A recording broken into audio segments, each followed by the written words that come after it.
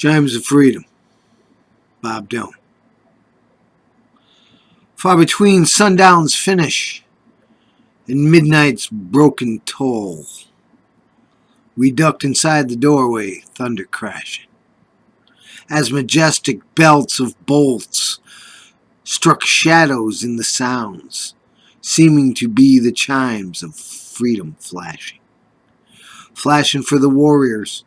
whose strength is not to fight, flashing for the refugees on their unarmed road of flight, and for each and every underdog soldier in the night,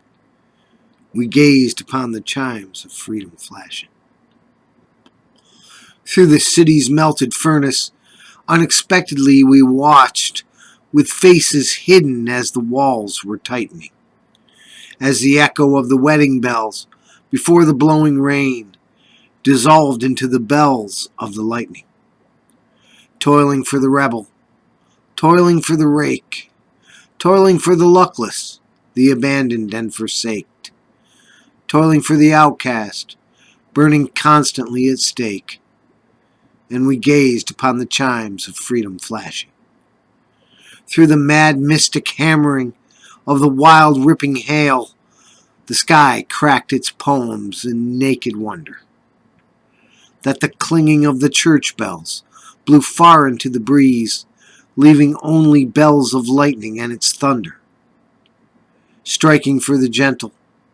striking for the kind, striking for the guardians and protectors of the mind, and for the poet and the painter, far behind his rightful time, we gazed upon the chimes of freedom flashing. In the wild cathedral evening, the rain unraveled tales for the disrobed faceless forms of no position, toiling for the tongues with no place to bring their thoughts, all down in taken for granted situations,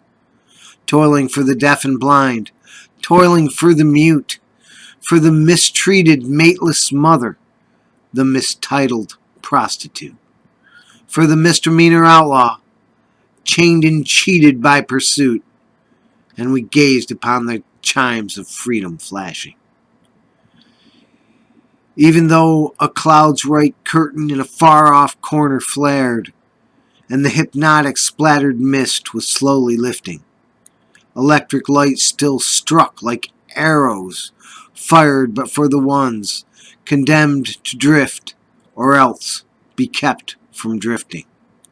toiling for the searching ones on their speechless seeking trail, for the lonesome-hearted lovers with too personal a tale, and for each unharmful gentle soul misplaced inside a jail, we gazed upon the chimes of freedom flashing. Starry-eyed and laughing as I recall when we were caught,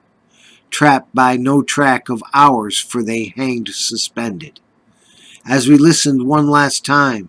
and we watched with one last look, spellbound and swallowed till the toiling ended,